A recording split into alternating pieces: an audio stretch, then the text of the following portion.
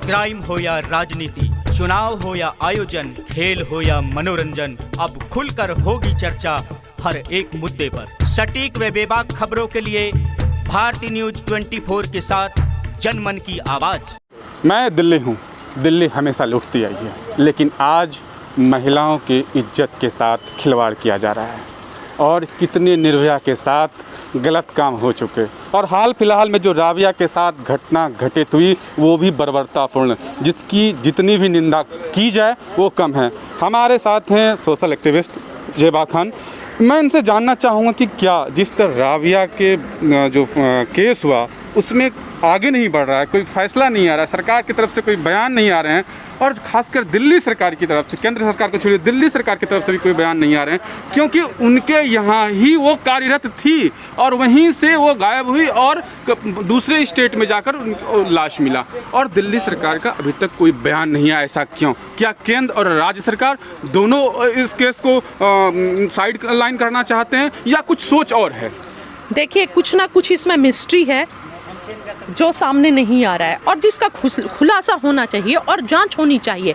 और सत्ता में बैठे लोग बिल्कुल अंधे बहरे गूंगे हो चुके हैं। इनसे किसी तरह की मानवता का उम्मीद नहीं की जा सकती है, कोई इंसाफ की उम्मीद नहीं की जा सकती है। जिस तरह राबिया की हत्या होती है, 50 बार चाकू मारे जाते हैं, और जिस तरह गैंगरेप उसके साथ होता है, बहुत ही अमानवीय है। गैंगरेप की तो बात नहीं हुई, कहा जाता है कि उसके जो बॉयफ्रेंड थे उन्होंने ही ऐसा काम किया, जैसा पुलिस के द्वारा बताया जा रहा है। और सोशल मीडिया पे मैं बता रही हूँ, बहुत कुछ इसमें मिस्ट्री है, जो मिस्ट्री को धीरे धीरे जब जांच होगी तो सामने आएगी। उसी जांच के लिए सभी यहाँ पर आए हैं और आवाज़ उठा रहे हैं कि राबिया को इंसाफ मिलना चाहिए और जो भी मिस्ट्री है वो खुलनी चाहिए। कुछ ना कुछ राज है, क्या हुआ था नहीं हुआ था, जो सामने नहीं आ रहा है। और ये सब तो गलत बात है। निज़ामुद्दीन, उसका परिवार लगातार डिनाई कर रहा है कि शादी नहीं हुई, और राबिया एक पढ़ी लिखी लड़की थी, जॉब कर रही थी। अगर उसे कोई लड़का पसंद भी होगा तो उसके माँ बाप शादी करने में क्या दिक्कत थी? उसे क्या ऐसी ज़रूरत पड़ गई जो घर से छिपा कर शादी करेगी? तो ये सारी सोची समझी हुई साजिश है, चाल है। हो सकता है उस लड़के पर भी कहीं से दबाव हो, जब राबिया का इस तरह मर्डर हो सकता है। दबाव कौन दे सकता है? दिल्ली सरकार, जहां वो पोस्टेड थी, जहां वो डीएम ऑफिस में वर्क करती थी। तो ये निज़ामुद्दीन कौन दे सकता है? देखिए, हम भी सुन रहे हैं कि कुछ स्कैम थे। राबिया कुछ दिनों से परेशान थी, अपनी माता से भी बताई थी कि जहां पर जो ऑफिस में वो काम करती थी, किस तरह जो लॉकडाउन में और जो पैसे लिए जाते थे उसकी जाली रसीदें रहती थी, और जो जनता से, हमसे और आपसे हमारा शोषण किया जाता था, मास्क नहीं लगाने पर जो 2000 रुपये लिए जाते थे वो वहाँ पर जमा रहता था और फिर आपस में स्टाफ में बढ़ता था। तो राबिया ये सारी बातें जानती थी और वो लॉकर की भी राबिया के पास थी। तो कहीं ना कहीं जिस तरह का आप आरोप लगा रहे हैं, मैं नहीं लगा रही हूं, जिस तरह का आरोप आप लगा रहे हैं, ये तो दिल्ली सरकार पे आपके पैसे का खेल है। ये पैसे के लेकर ये हत्या हुई है। देखिए, आपको तो ज़्यादा बेहतर, इसलिए तो हम सभी आए हैं यहाँ पर और आवाज़ उठा रहे हैं कि एक बार इन्वेस्टिगेशन होना चाहिए सही से, और जांच होनी चाहिए, और पता चलना चाहिए कि कत्ल किसने किया, इसके पीछे क्या मिस्ट्री है, कौन सी राज छिपी हुई है। कोई भी 50 चाकू ऐसे नहीं मारेगा, इतने निर्मम तरह से हत्या नहीं की जाएगी। जब उसके शरीर को नहलाने के लिए खोला गया तो वहाँ पर एक महिला बेहोश हो गई थी, उसके शरीर को देखकर जिस तरह चाकू मारा गया था। तो कड़े शब्दों में इन बातों की मैं निंदा करती हूँ, और अविलंब राबिया को इंसाफ मिलना चाहिए, जांच होनी चाहिए सही से, सीबीआई को देनी चाहिए ताकि वो जांच करे, और मामला क्या है वो मामले का पूरी तहकीकात की जाए। जिस तरह निर्भया कांड में पूरे देश की जनता इसी जंतर मंतर और इंडिया गेट पे उमड़ कर आ गई थी, और लाखों की तादाद में। लेकिन जिस तरह दिल्ली कैंट में बच्ची के साथ हुआ और फिर राबिया के साथ हुआ, लेकिन आज जंतर मंतर पे भी धरना प्रदर्शन था, यहाँ भी नहीं हुआ। लेकिन रीजन क्या है, क्यों नहीं आ पा रहे हैं? देखिए 2012 की कमी कहाँ है? 2012 की वो कांड है ना, जो पूरा देश उस टाइम उभर गया था, खड़ा हो गया था, आ गया था, तो उस टाइम इंसाफ मिल गया था। पूरा सत्ता के लोग साथ में थे, इंसाफ मिला था उस बच्ची को। लेकिन मनीषा वाल्मीकि के साथ क्या हुआ था, हाथरस की बेटी के साथ जब घटना हुआ था, तो यहाँ तक कि सारे बड़े बड़े लीडर्स को अंदर जाने की मना कर दी गई थी, और मीडिया के भी भाई नहीं जा सकते थे। मीडिया वाले भी जो दिखाना चाहते थे, नेशनल मीडिया को भी नहीं अंदर जाने दिया जा रहा था।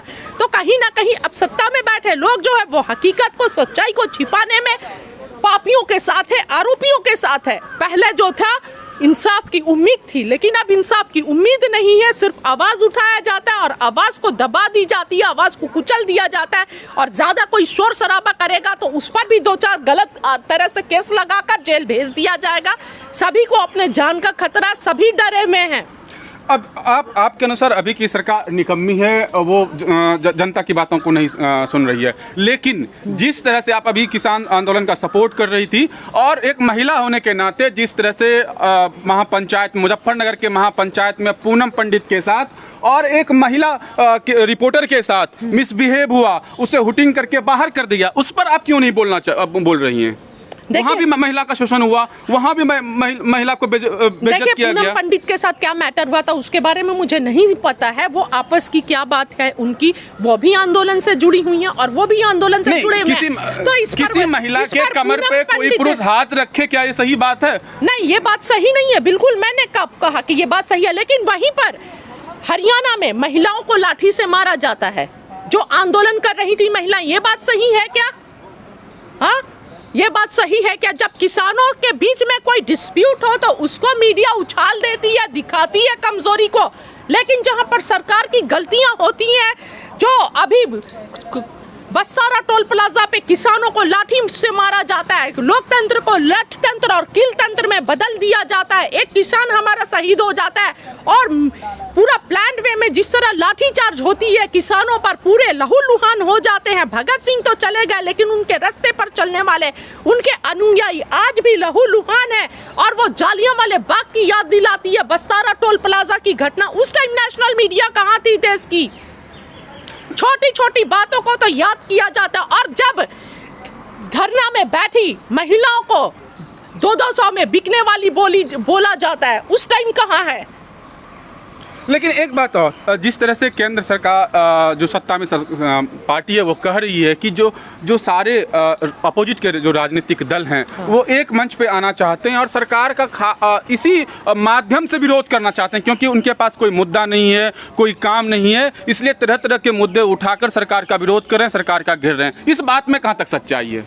बिल्कुल ये बात सच नहीं है। पॉलिटिकल पार्टीज तो अलग है, पॉलिटिकल पार्टीज तो अलग है। अगर पॉलिटिकल पार्टीज जो अपोजिशन है अगर इतनी मजबूत होती, इतना उनमें दम होता, तो आज किसानों को दिल्ली की सरहदों पर बैठे हुए 9 महीने नहीं हो गए होते और 9 महीने से नहीं बैठना पड़ता। और देश जिस तरह रोज बिक रहा है, रोज बिक रहा है, 4 लोग देश चला रहे हैं, 2 खरीद रहे हैं और 2 बेच रहे हैं, तो ये हाल नहीं होता। देश बिक रहा है और विपक्ष जो है बैठी हुई है, कुछ नहीं हो रहा है। इसलिए आज आम जनता को, आम किसानों को सड़क पर बैठकर अपने हक को बचाने की लड़ाई लड़नी पड़ रही है, अपने अगली फसल और अगली नस्ल को बचाने की लड़ाई लड़नी पड़ रही है, ताकि उनकी जमीनों पर उन्हें गुलाम ना बना दिया जाए, अपनी ही जमीनों के वो बंधुआ मजदूर ना हो जाए। लास्ट में मैं जानना चाहूँगा कि आपसे, जिस तरह से अब आज जंतर मंतर पे कहा गया था कि राबिया की न्याय की आवाज़ को बुलंद किया जाएगा, लेकिन यहाँ कोई भी आदमी नहीं दिख रहा, क्या ऐसे में राबिया की जो न्याय की आवाज़ है वो दब नहीं जाएगी और वो मुखर होकर सत्ता के कानों में नहीं पहुँच पाएगी? तो क्या फिर जस की तस हो जाएगी, जैसे और सारे कांड हो रहे हैं और चले जाएंगे, होते रहेंगे? जैसे हो रहा है, जैसे इंसाफ नहीं मिल रहा है और आवाज़ को दबाया जा रहा है, सरकार कुछ नहीं सुन रही है, वैसे ही जैसे मनीषा वाल्मीकि के साथ हुआ, दिल्ली कैंट की घटना जो बच्ची के साथ हुई, और आए दिन जो देश में होते रह रहा है, जो हो रहा है, वैसे ही होगा ये भी अगर नहीं सुनी और नहीं आवाज़ उठाई। मैं तो अपने देश के प्रधानमंत्री नरेंद्र मोदी जी से ये हाथ जोड़कर रिक्वेस्ट करती हूँ कि मेहरबानी करके, आपसे मेहरबानी है कि देश की बच्चियों को इंसाफ दीजिए, और जो भी इस तरह करते हैं देश की बेटियों के साथ, बच्चियों के साथ, आप देश के प्रधानमंत्री हैं, आप हमारे पिता समान हैं, आप आगे आइए और उन्हें इंसाफ दिलाइए। और इस तरह जो कत्ल करता है और बच्चियों का रेप करता है, महिलाओं का, उसे कठोर से कठोर सजा दिलवाइए, ताकि याद रखे भारत, याद रखे भारत की बच्चियां, याद रखे कि देश में एक प्रधानमंत्री हुआ था जिसने बच्चियों के हक के लिए कुछ ऐसा करके गए जो उन्हें हमेशा इंसाफ मिल रहा है, और कातिल और जो जुल्म करते हैं वो डर रहे हैं। जी हाँ, हमारे साथ थे जेवा खान, सोशल एक्टिविस्ट। और जिस तरह से राबिया का मामला सामने आया और बर्बरतापूर्ण हत्या की गई, इसकी जितनी भी निंदा की जाए वो कम है, लेकिन कब तक महिलाएं, बच्ची इन लुटेरों के हाथों से लुटती रहेगी ये तो वक्त ही बताएगा। लेकिन सरकार को भी चाहिए कि कुछ कड़े कानून बनाएं ताकि जो ये बलात्कारी लोग हैं वो तो फांसी पर लटके या जेल की सज़ा हो। धन्यवाद।